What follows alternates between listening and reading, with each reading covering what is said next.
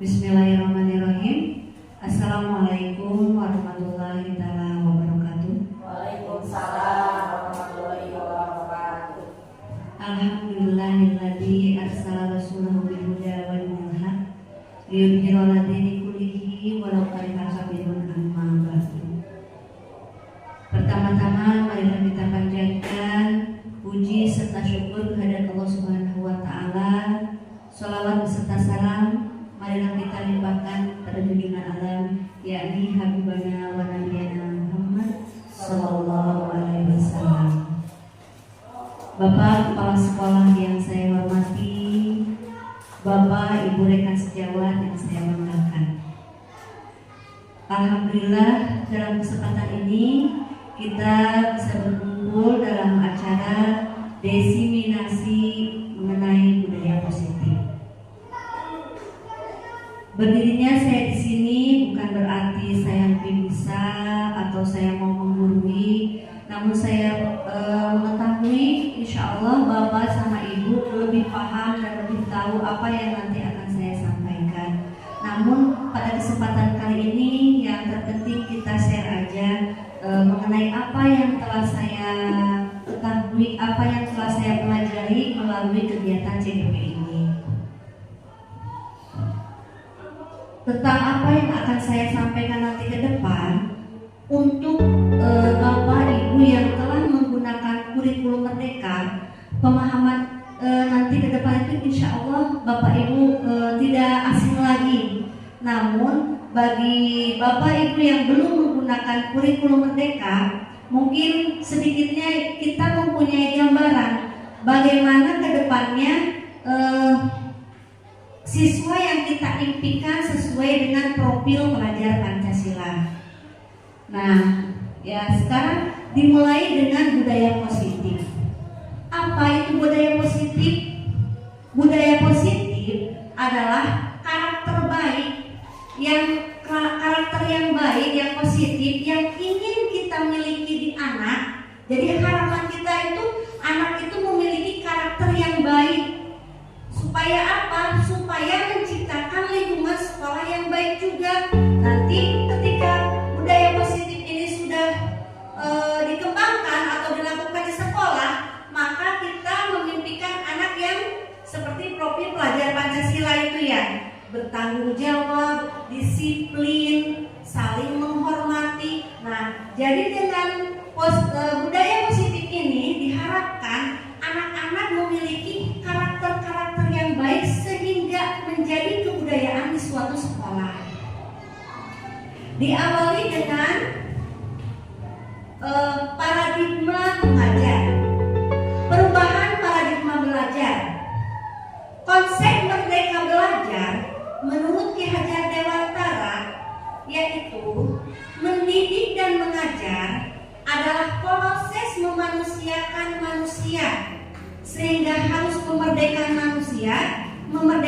manusia dari segala aspek kehidupan, baik secara fisik, mental, jasmani, dan rohani. Jadi belajar itu mendidik. Jadi belajar itu bukan hanya di sekolah, bisa dari rumah, sekolah, di lingkungan juga. Jadi merupakan sarana untuk belajar. Nah, dari budaya paradigma belajar ini kita akan menumbuhkan disiplin positif. Menurut Ki Hajar Dewantara, untuk menciptakan murid yang merdeka dan pembelajaran yang berpusat pada murid, syarat utamanya adalah harus ada disiplin yang kuat. Disiplin yang dimaksud adalah belajar untuk mewujudkan kesepakatan yang telah dibuat dan dipahami sehingga dapat dilaksanakan. Hal ini termasuk ke dalam disiplin diri, memiliki motivasi baik internal maupun eksternal. Disiplin diri ini terkait dengan nilai-nilai kebajikan universal yang saya dan murid yakini seperti tanggung jawab, kasih sayang, keadilan, rasa syukur, toleransi, dan hormat. Jadi disiplin positif ini merupakan kunci utama untuk melaksanakan budaya yang positif di sekolah. Nah,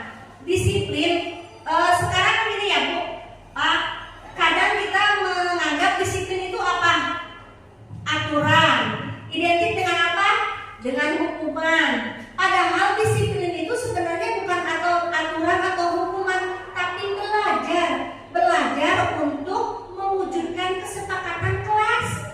Kesepakatan di kelas yang telah kita buat, kita laksanakan. Nah, ketika ada pelanggaran pasti ada konsekuensinya. Itu yang namanya disiplin. Jadi bukan hukuman, bukan pelanggaran yang disebut dengan disiplin positif itu seperti itu.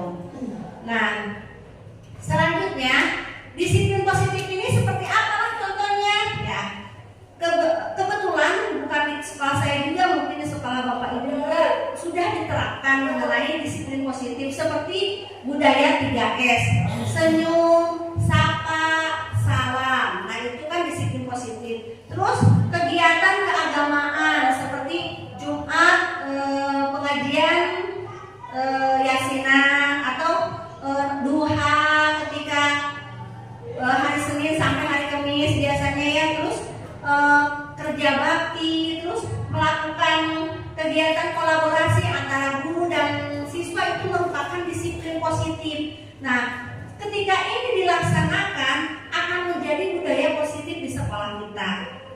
Nah, seperti ini ya. Jadi contohnya itu ketika disiplin positif ini kita kembangkan, kita terapkan menjadi budaya positif di sekolah kita, kita akan menciptakan murid yang memiliki profil pelajar Pancasila. Seperti itu. Ini juga sama kegiatan seperti menengok orang yang sakit juga sama, merupakan contoh disiplin positif.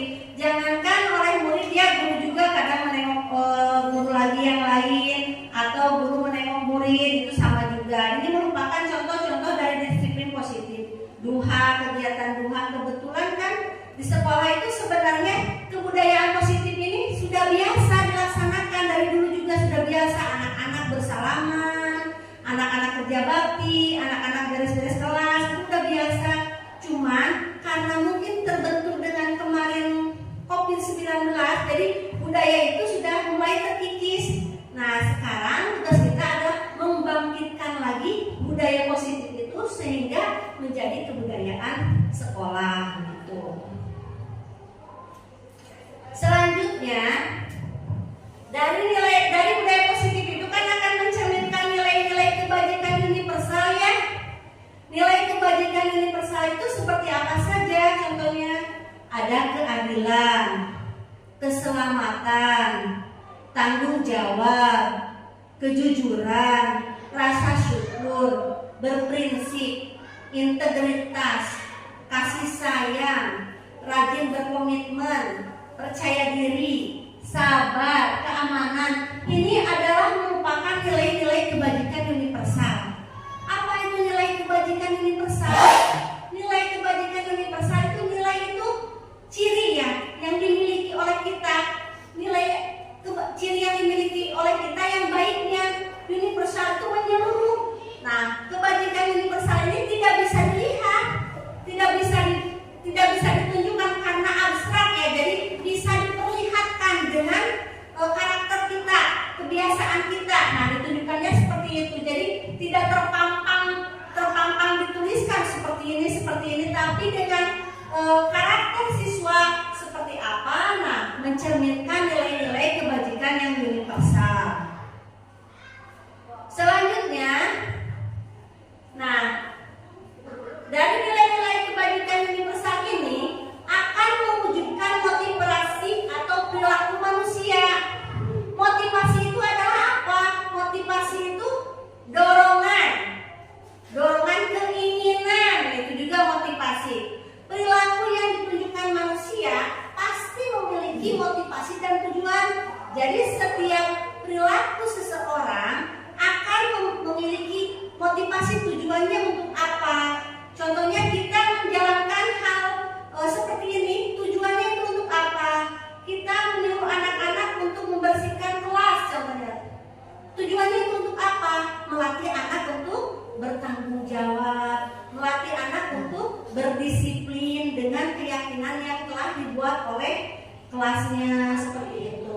Terus ketika anak contohnya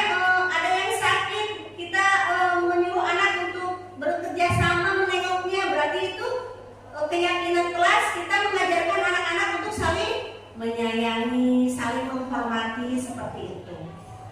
Motivasi ini dibagi menjadi dua, yakni motivasi internal dan motivasi eksternal.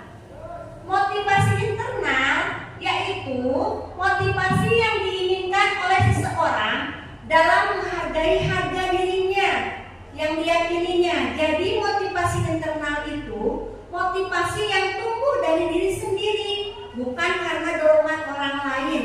Jadi diri sendirinya yang ingin berubah, itu motivasi internal.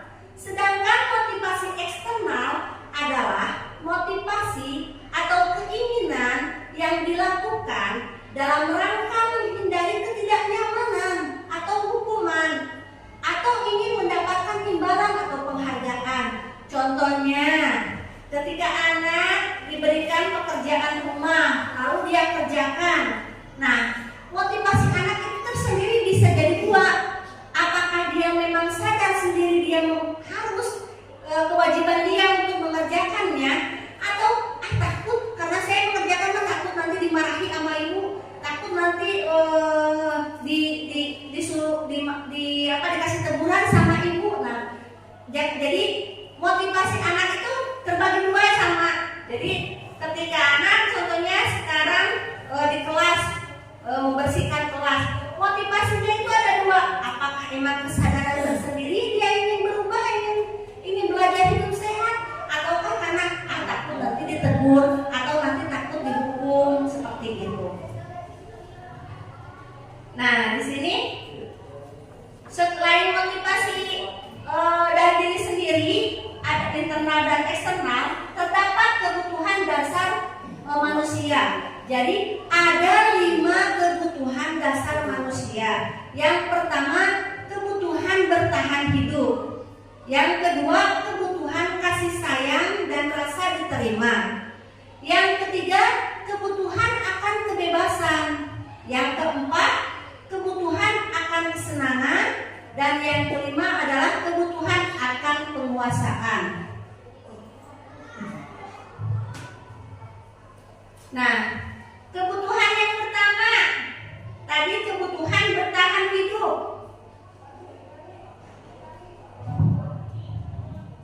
Sebentar.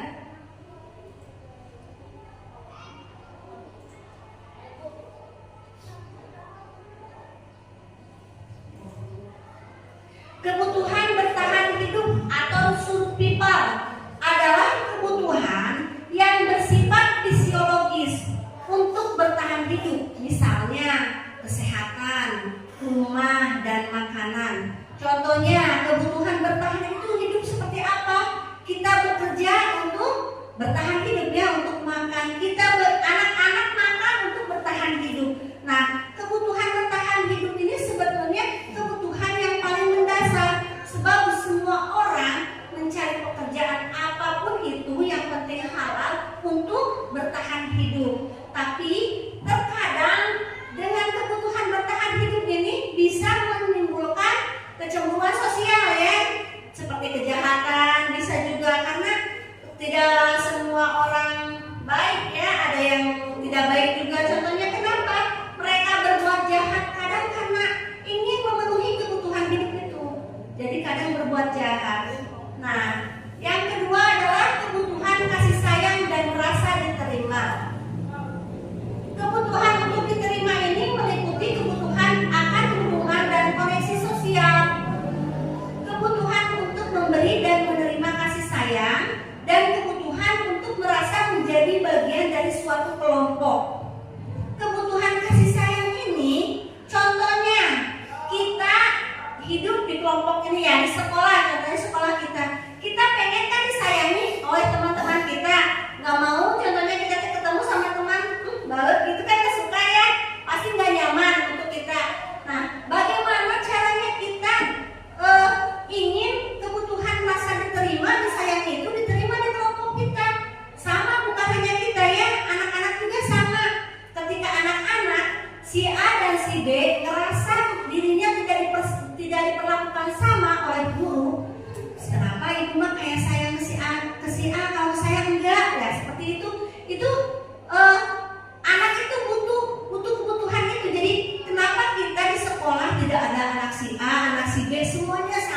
Nah, itu termasuk dengan kebutuhan kasih sayang dan rasa diterima. Jadi kalau kita di sekolah anak-anak ya, jadi kenapa perlakuan ibu mah sama, mau yang bisa, mau yang enggak, mungkin ada perbedaan.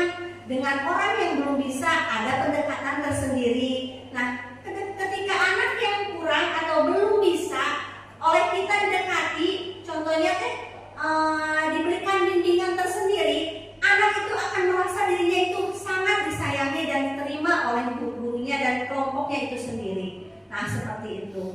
Yang ketiga adalah kebutuhan penguasaan. Kebutuhan penguasaan ini kebutuhan pengakuan atas kemampuan dia ya. Kebutuhan ini berhubungan dengan kekuatan untuk mencapai sesuatu, menjadi kompeten, menjadi terampil, diakui atas prestasi dan keterampilannya. Nah, didengar, memiliki rasa harga diri. Kebutuhan ini mengikuti keinginan untuk dianggap berharga, bisa membuat perbedaan dan bisa membuat pencapaian kompeten diakui dan dihormati. Kebutuhan akan penguasaan ini, kita sebagai warga negara semuanya ingin mempunyai kekuasaan tertentu. Bukan berarti kekuasaan yang salah ya. Contohnya kita ingin kehidupan yang lebih baik lah, penguasaan tertentu. Orang tua kita sama ingin anaknya lebih baik, kita ingin lebih baik, dan kita pun anak kita ingin lebih baik dari kita. Itu adalah contoh dengan penguasaan. 5 posisi kontrol kita sebagai penguasa. Jadi anak-anak di kelas ya, terkadang si A dan si B ada yang merasa aku mau lebih bisa, aku mau lebih pintar. Nah, itu contoh anak ingin pengakuan dari teman-temannya ataupun guru bahwa dia itu lebih bisa dari yang lain. Nah, bagaimana cara mengontrolnya? Itu dengan pendekatan yang dilakukan oleh guru agar anak tersebut tidak sampai penguasaan keinginan posisi penguasaannya mengalahkan atau merugikan posisi keinginan yang lain juga, seperti itu. Selain itu ada kebutuhan untuk bebas. Kebutuhan bebas adalah kebutuhan akan kemampuan sendiri ya, kemandirian, memiliki pilihan, boleh memilih apapun terserah kita, kita bebas memilih apapun terserah kita. Anak-anak dengan kebutuhan kebebasan tinggi menginginkan pilihan. Mereka perlu banyak bergerak, suka mencoba-coba, tidak terlalu terpengaruh oleh orang lain dan senang mencoba hal baru dan menarik. Kebutuhan untuk bebas jangankan oleh kita ya, kita kan ingin bebas ya, jadi jangan terlalu banyak diatur lah intinya mah. Kita pengen A atau B atau C, itu terserah kita. Yang penting silakan saja kita melakukan hal itu. Yang terpenting kita tidak boleh melanggar hak orang lain. Anak pun sama. Sekarang dengan kurikulum merdeka yang bersifat pembelajaran berpusat pada anak, jadi sekarang ketika belajar anak bebas. Yang penting kita mempunyai tujuan pembelajarannya. Contohnya seperti ini dalam pembelajaran IPA atau pembelajaran IPA ya. Contohnya perkembangbiakan. Nah, perkembangbiakan pada hewan secara generatif. Contohnya seperti itu. Nah, anak-anak itu bebas. Mau ada yang membaca, Bu, orangnya anak yang suka membaca, Bu, saya mau membaca dengan buku. Bu, saya mau melihat gambar, kasih buku gambar yang memperlihatkan cara perkembangan hewan secara generatif. Ada, Bu, saya mau pengen melukis, silakan digambar juga, bebas. Oh, Bu, saya mau bikin PowerPoint ya, tapi kadang di sekolah dasar belum ya menggunakan PowerPoint atau video. Paling Bu mau nonton videonya, bisa. Kita perlihatkan video, contohnya hewan, perkembangbiakan hewan secara generatif. Nah, anak-anak itu bebas.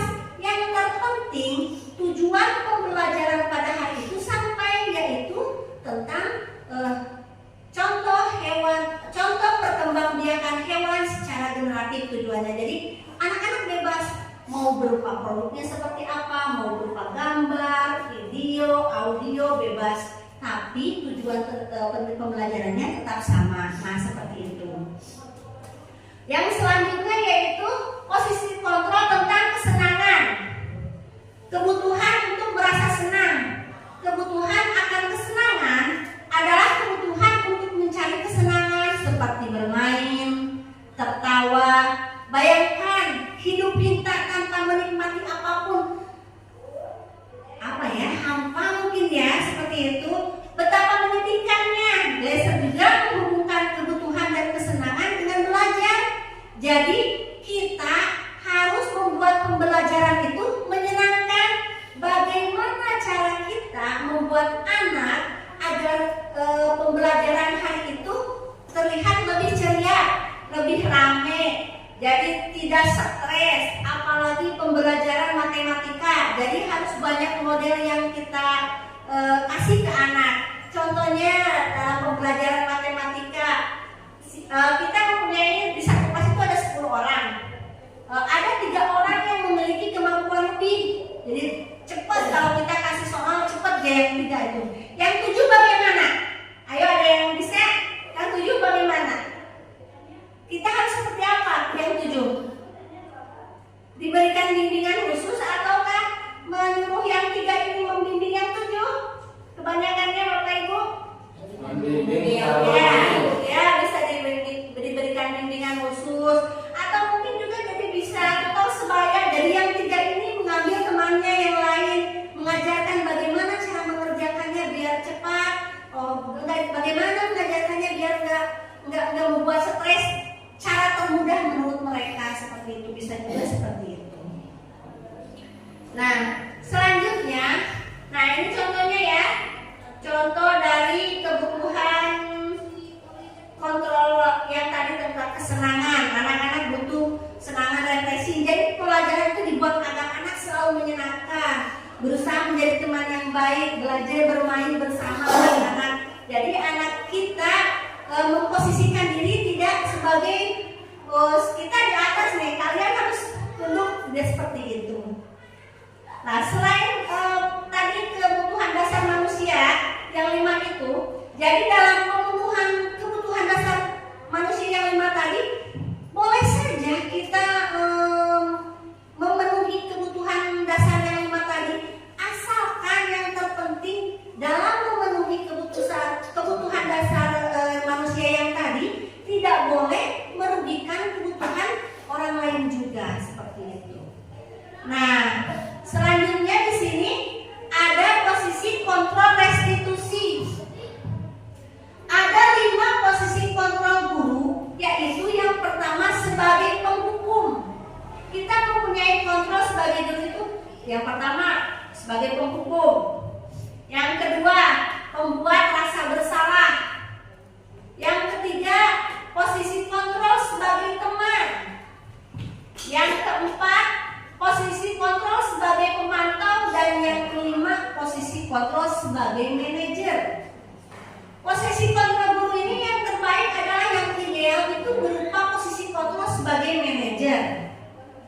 Untuk pemaparan posisi kontrol restitusi, contohnya untuk penghukum yaitu seorang penghukum bisa menggunakan hukuman fisik, verbal maupun non verbal. Contohnya, ketika anak melakukan kesalahan, kalau verbal itu kan dengan kata-kata ya, dimarahi, kamu itu berbuat salah, bla bla bla bla. Nah, itu tidak boleh seharusnya. Atau non verbal, cilik, atau disuruh membersihkan WC, nah itu tidak boleh. Nah, orang yang menjalankan posisi penghukum senantiasa menggunakan menekan, ya siap, menekan murid. Contohnya patuhi aturan saya ya, awas ya. Jadi ada kata-kata awas ya, kalau kamu melanggar, nah seperti itu. Gak boleh nih ya, awas ya kamu. Nah itu kan posisi kontrol kita sebagai penghukum. Jadi ketika anak melakukan pelanggaran, kita dengan tegas awas ya, kamu jangan sampai kamu ini. Nah seperti itu. Itu adalah contoh posisi kontrol kita sebagai penghukum. Yang kedua, posisi kita sebagai pembuat rasa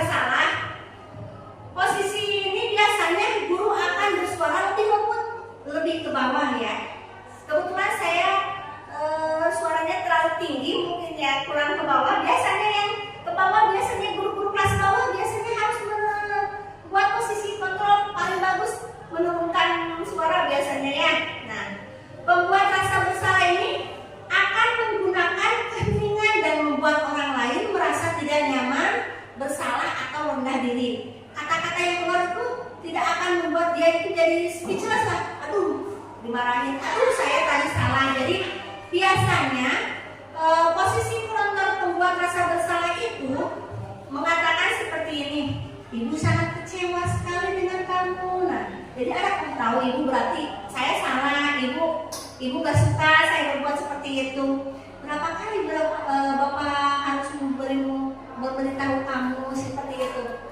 Kamu tahu nggak? Seharusnya kan itu tidak boleh dilakukan. Nah, seperti itu. Itu adalah contoh pembuatan merasa bersalah. Jadi dengan kata-kata yang kita ucapkan, dengan nada yang lebih lembut, anak-anak akan merasa, oh apa yang dia kerjakan adalah salah. Seperti itu. Posisi kontrol yang ketiga, yaitu posisi kita kontrol sebagai pemantau. Pemantau berarti mengawasi. Pada saat diawasi, kita bertanggung jawab atas perilaku orang-orang yang kita awasi. Peraturannya apa? Apa yang telah kamu lakukan? Itu memantau. Kamu yang sudah kamu kerjakan apa? Seperti itu ya. Jadi ketika dalam pembelajaran, posisi pemantau ini hanya melihat perilaku anak apakah sudah memenuhi pembelajaran hari itu atau tidak. Hanya mengontrol saja, memantau itu ya. Dan yang kelima yaitu posisi manajer sebagai posisi guru sebagai manajer. Nah, posisi yang sebagai manajer ini adalah posisi yang paling ideal. Harusnya kita sebagai guru adalah memperlakukan murid itu dengan posisi sebagai manajer. Jadi mempersilahkan murid mempertanggungjawabkan perilakunya dan mendukung agar murid dapat menentukan solusi atas permasalahan sendiri. Contohnya, ketika anak melakukan kesalahan, contohnya tidak mengerjakan PR, kita memberikan pemahaman kepada anak-anak apa yang telah mereka lakukan. Mereka memiliki tanggung jawab tersendiri bahwa yang mereka lakukan adalah salah. Bu, saya tadi melakukan kesalahan. Apa yang telah kamu lakukan? Seperti itu. Nah, saya melanggar tentang apa? Nanti dengan keyakinan kelas, contohnya saya melanggar disiplin, Bu. Saya tidak bertanggung jawab, Bu. Seperti itu. Nah, lalu kita cari solusinya. Terus apa yang harus kamu lakukan? Nah, seperti itu. Nah, itu adalah posisi kita sebagai manajer. Dan yang kelima, posisi kita sebagai teman. Ada ya, sebelumnya ini posisi kita sebagai teman. Guru pada posisi ini tidak akan menyakiti murid, namun akan tetap berupaya mengontrol murid melalui persuasi. Persuasi itu pendekatan ya. Posisi teman pada guru bisa negatif, bisa juga positif. Ayo bantu ibu baik, ayo bantu bapak dong, ayo bantu ibu dong, ayo ingat gak kamu bantuan ibu kepada kamu itu apa aja, nah seperti itu. Nah, posisi teman ini terkadang bisa positif. Anak-anak tidak canggung dengan guru, bisa saling ngobrol, bisa saling bersapa, atau Bu, saya ada masalah ini, baik mau masalah di sekolah, mau masalah internal di rumah. Kadang-kadang anak kebaikannya positifnya itu adalah seperti itu. Sedangkan negatifnya, ketika kita terlalu dekat dengan anak, kadang anak-anak ngawujan sudah namanya. Jadi anak-anak nggak sopan sama guru. Terus ibunya juga jadi nggak sopan perkataannya itu. Ada nama gurunya kayak teman sebaya seperti itu. Nah, ini merupakan posisi kontrol teman. Dalam hal ini, dalam 5 posisi kontrol guru ini, yang terbaik adalah posisi kontrol sebagai manajer yang tadi ya. Jadi dalam posisi kontrol sebagai manajer itu kita bisa mengkoordinir anak apa yang mereka lakukan, terus anak-anak mencoba menyelesaikannya apa yang mereka langgar dan berusaha untuk memperbaiki apa yang tadi dilakukan yang salahnya itu diperbaiki seperti itu. Nah ini contohnya, ini ada posisi kontrol sebagai teman. Jadi guru bisa mendekati siswa baik yang mempunyai level di bawah lah. Contohnya dalam pembelajaran kan tidak semua anak ada di level atas ya. Jadi bagaimana cara kita mengkondisikan supaya pembelajaran tetap aktif, tujuan pembelajaran tetap tercapai, namun anak-anak bisa mengikutinya ya, baik itu yang lambat maupun yang cepat. Jadi pendekatan khusus diberikan kepada orang-orang yang lebih lambat. Nah ini contohnya. Terus itu juga posisi kita sebagai pemantau. Jadi dalam kegiatan belajar anak, baik itu berupa pembelajaran kelas maupun pembelajaran ekstra, kita memantau kegiatan anak yang telah dilakukan anak, apakah sudah sesuai dengan tujuan pembelajaran ataukah belum, seperti itu. Nah di sini, lalu dari semua yang kita pelajari sebelumnya ada keyakinan kelas. Nah contoh keyakinan kelas ini nih yang sudah saya buat di kelas 6. Keyakinan kelas ini seperti ini. Jadi kita buat bersama anak-anak ketika tahun ajaran baru.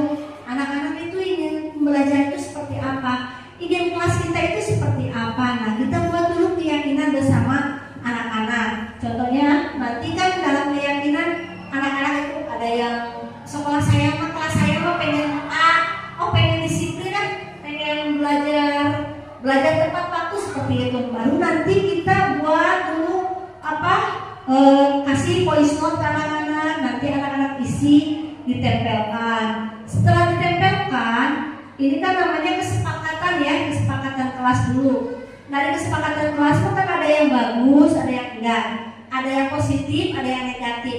Yang positifnya kita jadikan keyakinan kelas, dan yang negatifnya kita abaikan saja.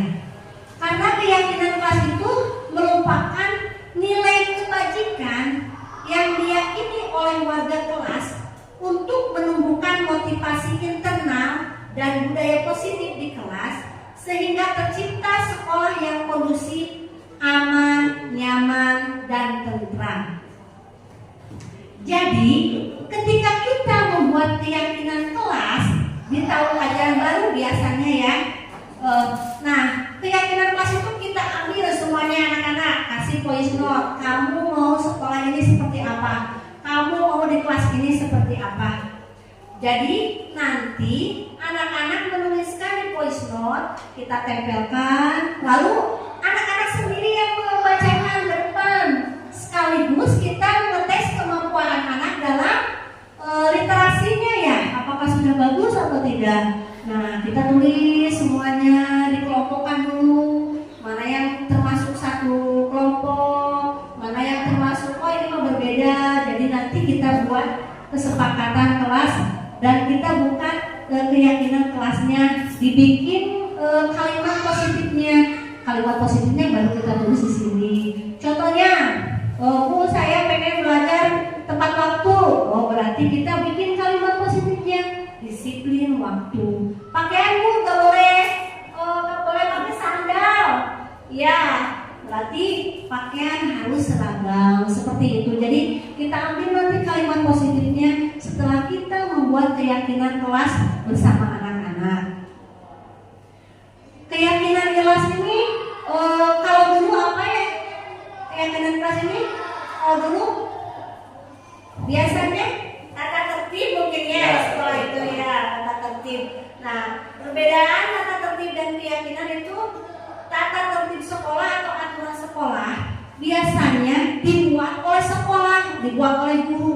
Anak mau tidak mau pokoknya kerjakan seperti itu. Berbeda kalau sekarang karena kurikulum merdeka itu anak yang dituntut, jadi anak yang memiliki minat tergantung ya, anak yang menentukan sendiri. Jadi anak yang menentukan, baru kita buat kalimat positifnya. Jadi keyakinan kelas itu kan kesepakatan kita guru dengan anak-anak, baru kita buat keyakinan kelas. Jadi tidak akan ada anak yang tertekan karena mereka emang udah sepakat dengan keyakinan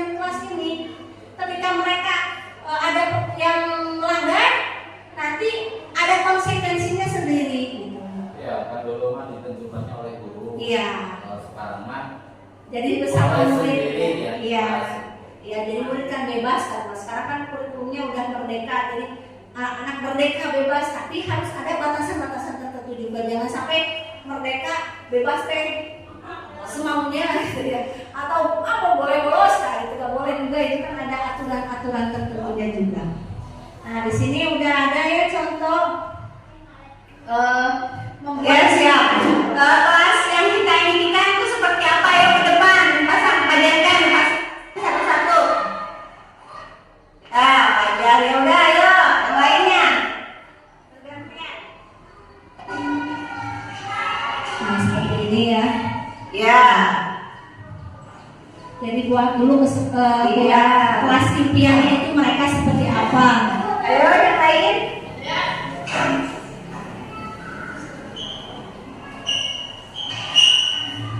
Ya.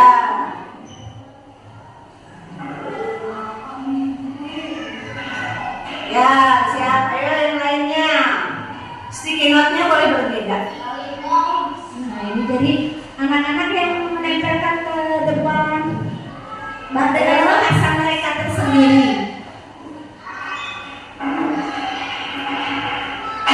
Ya, sudah. Jadi anak-anak nanti disuruh ke depan dengan sticky note yang sudah kita bagikan. Nanti anak-anak ke depan dengan bahasa mereka sendiri ya. Jadi kadang mereka berbicara gak boleh pakai sendal, gak boleh makan pas belajar seperti itu ya. Ya berarti nanti kita tarik kalimat positifnya mau seperti apa seperti itu. Nah dari kesepakatan kelas ini kan kalau kesepakatan kelas ada yang positif, ada yang negatif. Jadi kadang ada yang boleh bolos, kamu ada juga kemarin boleh bolos masa kita mau bolos. Gitu. Jadi itu nggak boleh diambil. Ini kesepakatan kelas yang tidak boleh gitu. Jadi tidak boleh dijadikan keyakinan kelas. Nah kalau udah kesepakatan kelas terbuat, kita buat yang Keyakinan kelas 6 tahun pelajaran 2023-2024 adalah ayo yang udah pajangan ke depan. Satu-satu.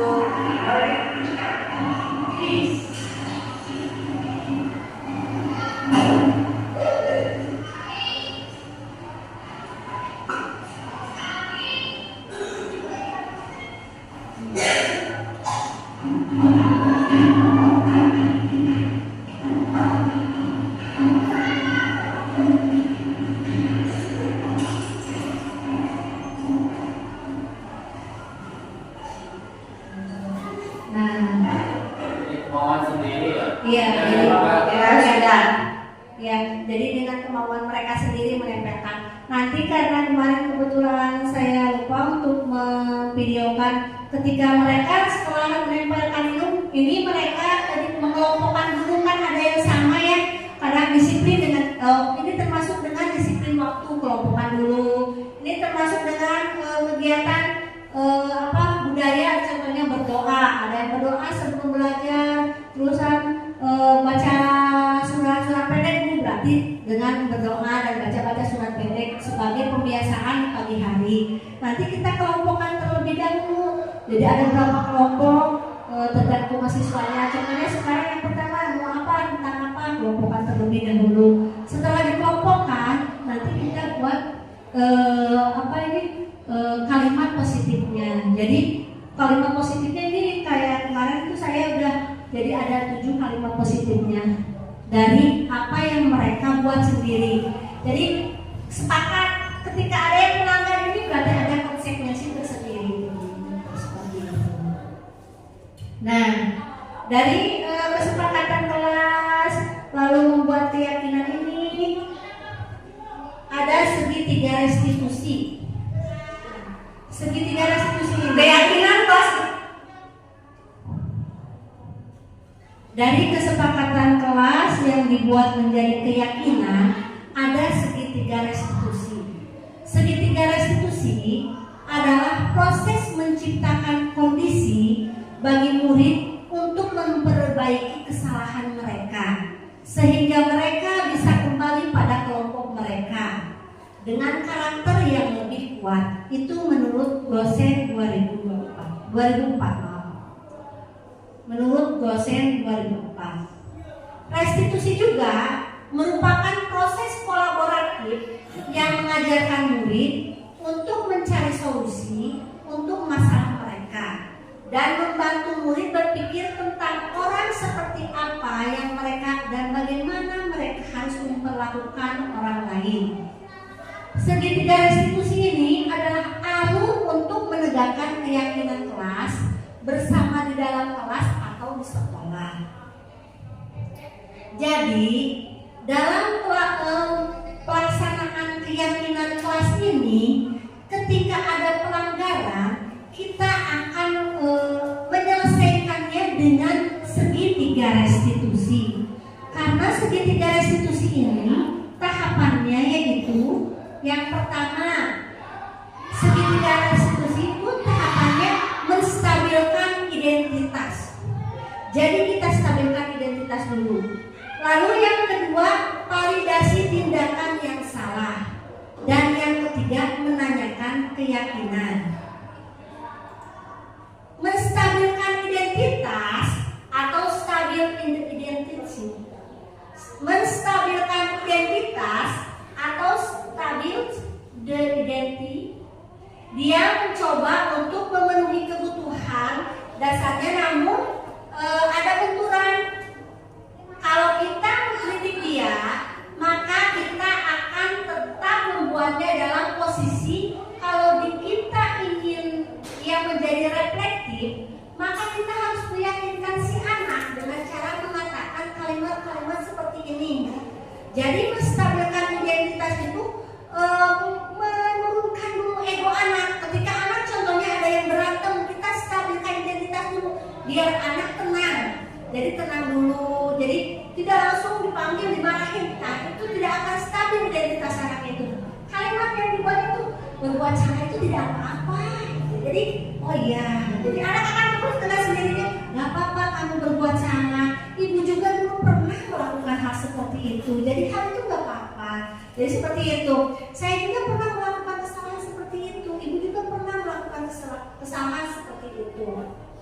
Atau juga bisa dengan kata-kata kita bisa menyelesaikan ini loh, apa-apa, tenang saja. Jadi seperti itu.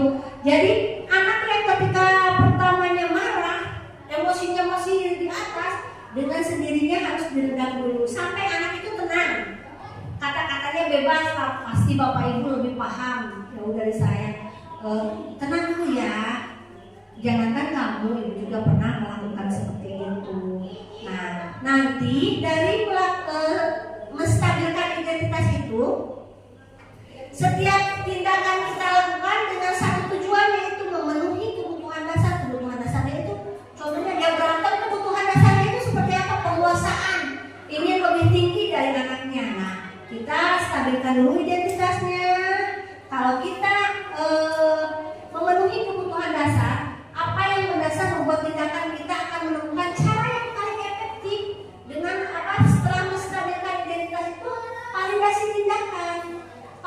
Validasi tindakan itu setelah anak tenang, kita akan menemukan cara yang paling efektif untuk menyadarkan anak akan perbuatan mereka itu. Contohnya ketika anak marah sudah tinggi, langsung kita redamkan dulu. Setelah itu kita tahu kan apa tindakan kita yang terbaik untuk anak tersebut.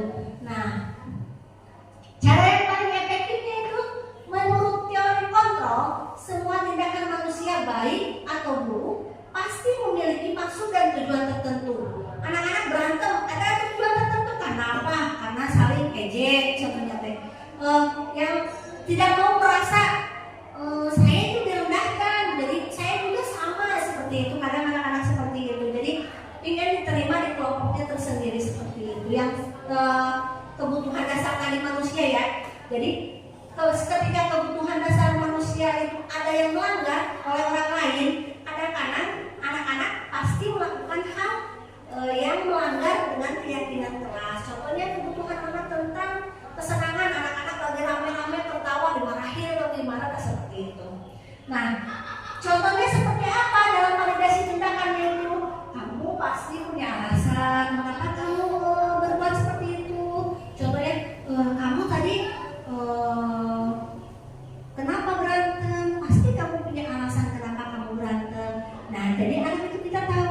Jangan sampai berarti kayaknya anak ini berantem, kok kamu salah. Kita harus seperti dokter, mana yang sakit, periksa dulu, ini ini. Jadi ketika kita melaksanakannya teratur, dari mulai diperiksa, ditanya dulu ya, biasanya kita tanya dulu, diperiksa, nanti memberikan obat itu sesuai dengan apa yang ditanyakan.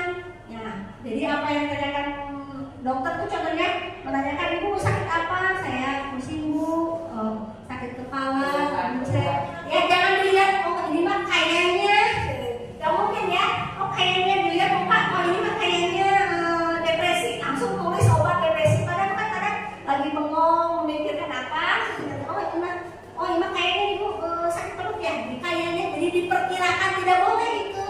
Jadi harus dilakukan satu-satu. Coba tanya dulu, oh setelah ditanya anak ini apa ya, mereka itu ini, ya udah, kamu berarti boleh kamu melakukan hal itu nggak apa-apa, tapi apa yang kamu langgar, apa yang kamu telah langgar, dan nanti setelah mereka tahu, contohnya nggak apa-apa membuat itu, tapi kamu harus tahu kamu keyakinan mana yang kamu langgar.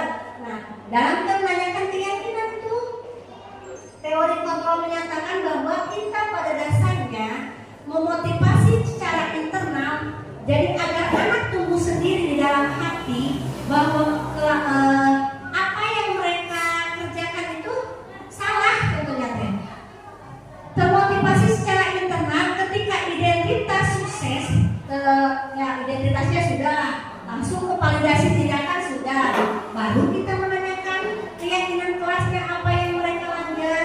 Contohnya ketika anak berbuat salah, contohnya tidak mengerjakan PR, nggak apa-apa. Oh kamu kenapa nggak kerjain PR? Main game bu, seperti itu ya. Main game bu, oh ya nggak apa-apa. Main game emang seru ya.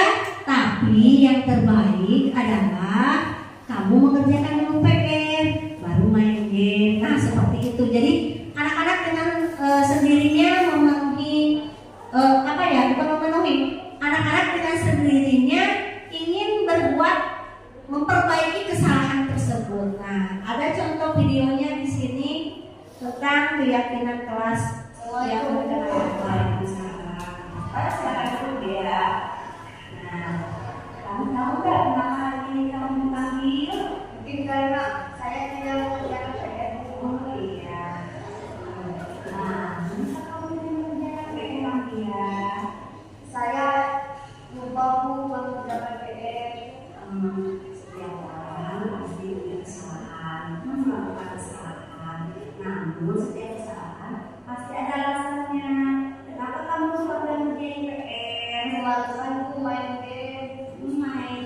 Seru ya, pasti main game ya. Memang anak-anak pasti main game. Kira-kira masalah yang kamu langgar?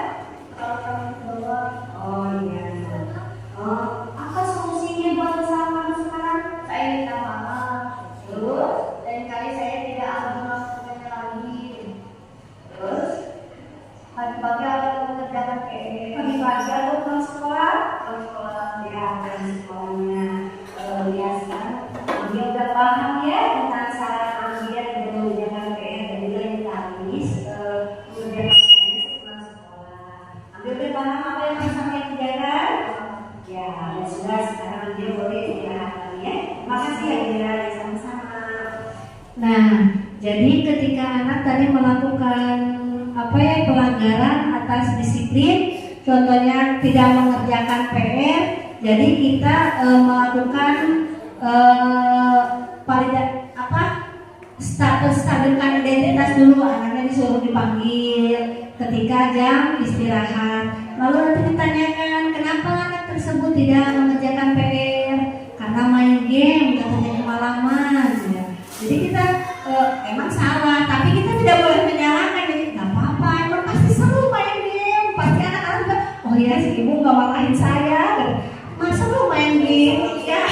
Iya, jadi tidak langsung memponis, iya gitu. Jadi anak kita, jadi si ibu juga seru main game, memang seru main game, tapi gitu. Jadi ada tapinya. Cuman ada keyakinan kelas nih yang kamu langgar tentang apa?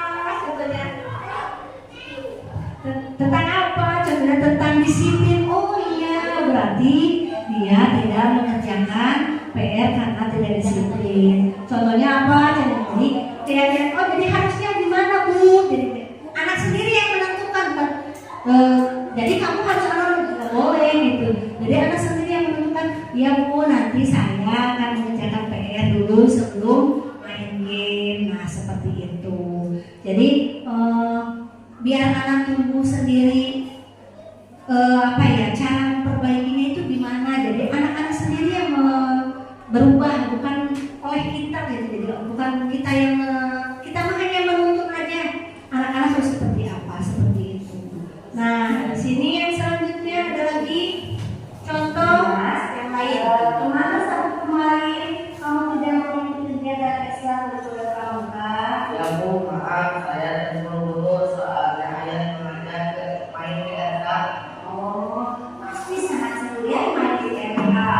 Ini dia mau main di MK. Tapi apakah sudah sesuai dengan keyakinan kelas kita? Tidak Bu, soalnya saya tidak izin tidak mengikuti kegiatan Kak.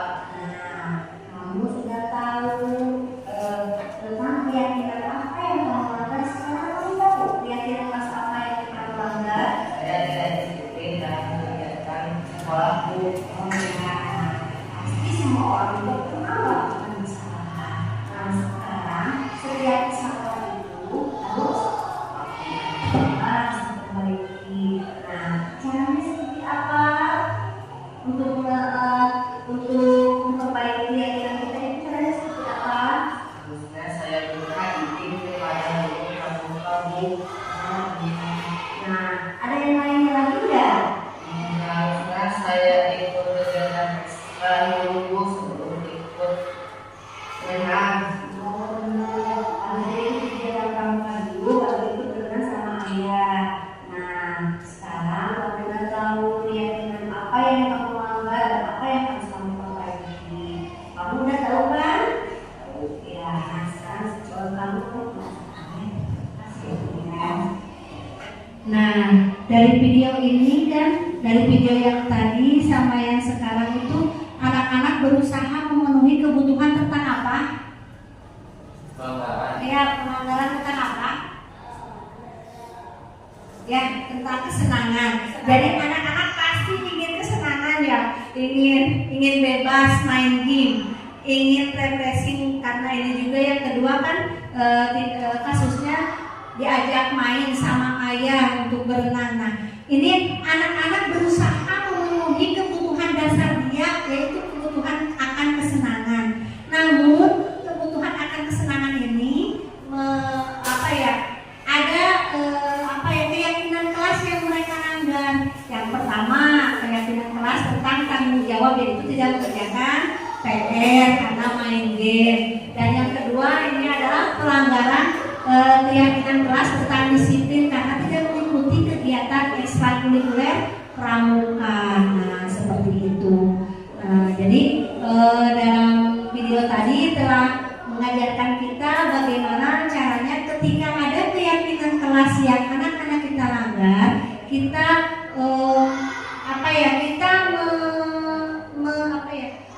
ketika keyakinan kelas yang ada yang dilanggar itu kita melakukan memperbaikinya dengan cara memakai segitiga restitusi ini. Jadi ketika ada keyakinan kelas yang dilanggar, segitiga restitusi yang kita pakai mulai dari validasi identitas, menstabilkan identitas, lalu validasi tindakan, dilanjutkan dengan menanyakan keyakinan. Nah, nih sebelum kita nantikan tanya jawab ya, sesi tanya jawab, biar tidak ngantuk, kita buat dulu ice breaking ya. Karena kebetulan kemarin belajar di lokal kali yang kedua dari Bu Heni, kalau nggak salah, ice breakingnya kita praktekkan. Jangan saja kita yang mempraktekannya, tapi bisa mempraktekannya ke anak-anak juga nanti di kelasnya. Satu jari kanan, satu jari kiri, digabung jadi dua, jadinya jembatan.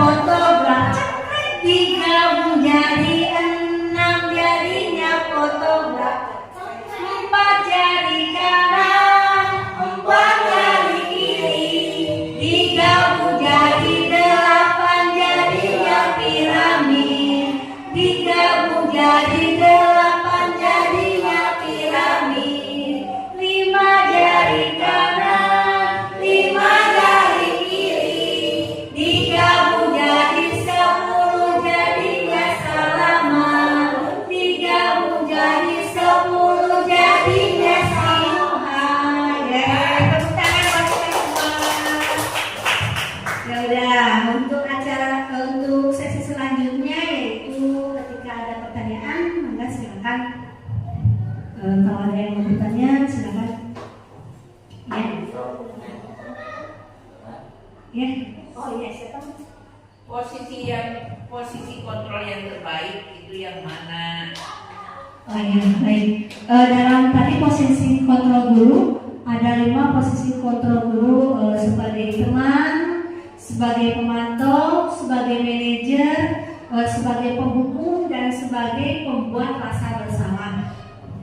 Pertanyaan dari Bruno adalah posisi kontrol mana yang terbaik? Sebenarnya posisi kontrol yang ideal adalah posisi kontrol sebagai manajer. Namun posisi kontrol yang terbaik adalah posisi kontrol yang tepat penanganannya. Karena tidak semua anak bisa kita melakukan posisi kontrol sebagai manajer. Ada yang memerlukan si ini lebih tepat menggunakan posisi kontrol sebagai teman. Si ini lebih tepat menggunakan posisi kontrol sebagai pemantau. Jadi yang lebih baik, yang lebih bagus itu posisi kontrol yang tepat penanganannya sesuai dengan anak tersebut. Nah, seperti itu, Bu. Jadi kalau memang yang paling ideal mah posisi kontrol sebagai manajer, namun yang terbaik mah tetap posisi kontrol yang sesuai dengan penanganan anak tersebut. Ya, tergantung masalahnya juga. Anak si A masalahnya ini harus dengan menggunakan posisi kontrol apa, seperti itu. Jadi tidak bisa kita menggunakan posisi kontrol manajer untuk semua masalah, seperti itu. Ada yang mau ditanyakan kembali? Oh ya.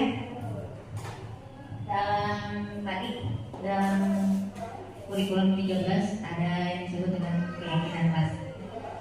Karena sekolah kami banyak yang belum mungkin perbedaan atau dengan yang tata tertib. Jadi apa perbedaan atau antara keyakinan kelas dengan tata tertib? Oh ya,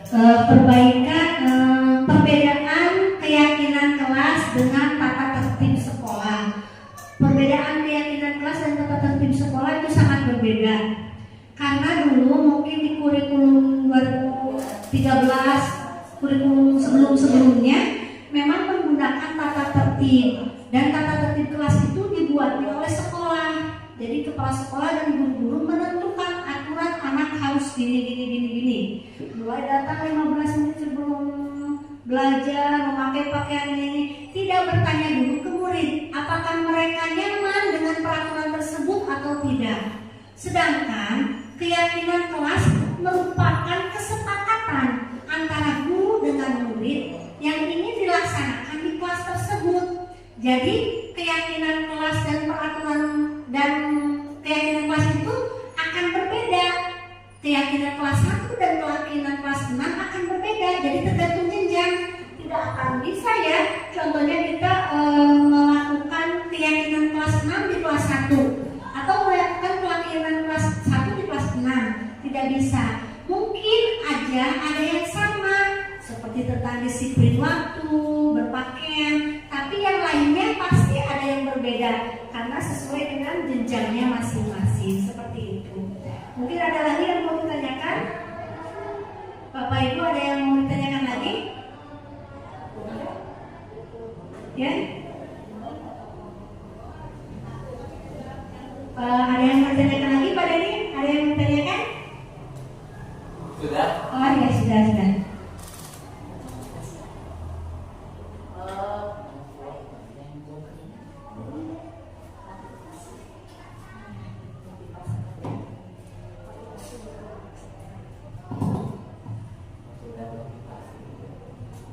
Apa perbedaannya motivasi? Gitu. Oh, yang tadi dibagi dua, ya. Oh iya. Perbedaan motivasi internal mungkin ya, dan perbedaan motivasi eksternal ya. Jadi motivasi internal itu keinginan untuk berubah dari dalam diri sendiri. Jadi dia ingin melakukan perbaikan ke arah yang lebih baik dari dirinya sendiri tanpa adanya paksaan dari orang lain. Sedangkan motivasi eksternal adalah keinginan untuk berubah berdasarkan takutnya akan hukuman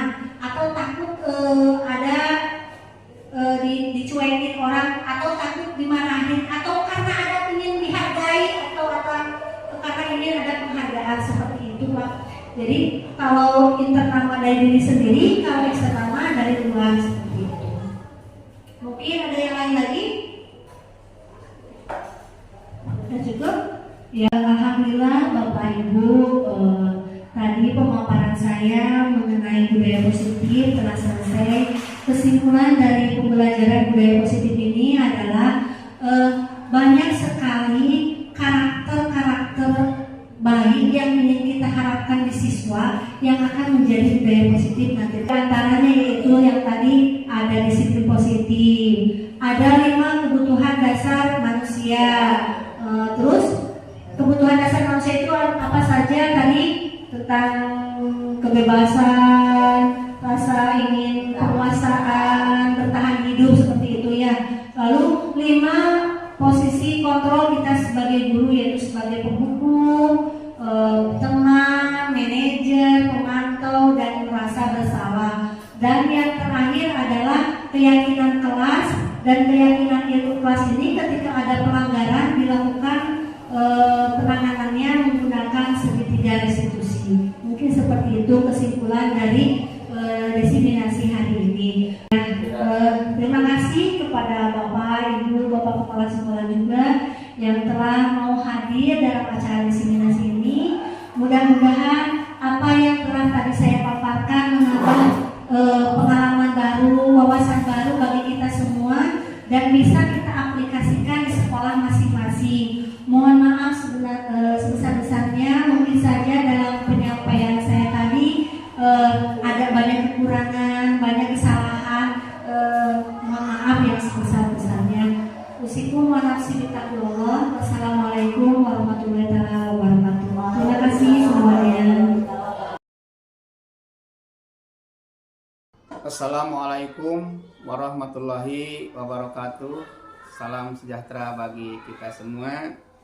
Perkenalkan, nama saya Muklihin SPD, Kepala SD Negeri Nango, Kecamatan Parung Ponteng, Kabupaten Tasikmalaya. Alhamdulillah, pada hari ini saya bangga karena memiliki salah seorang calon guru penggerak yang sedang melaksanakan pendidikan, yaitu Ibu Reni Siti Nur Hasanah SPD, dan beliau telah melaksanakan salah satu kegiatan yaitu diseminasi sebagai kegiatan aksi nyata di sekolah kami, dan mudah-mudahan kegiatan tersebut dapat bermanfaat khususnya bagi beliau, umumnya bagi sekolah kami ini, sehingga hasil daripada kegiatan tersebut bisa berimbas kepada guru-guru yang lain, dan peserta didik di sekolah kami termotivasi untuk belajar lebih giat dan lebih rajin, dan pada akhirnya mudah-mudahan dengan adanya calon guru penggerak ini, mudah-mudahan sekolah kami dapat meningkatkan kinerja serta prestasi peserta didik khususnya di sekolah kami ini. Sekian, terima kasih yang bisa saya sampaikan. Assalamualaikum warahmatullahi wabarakatuh.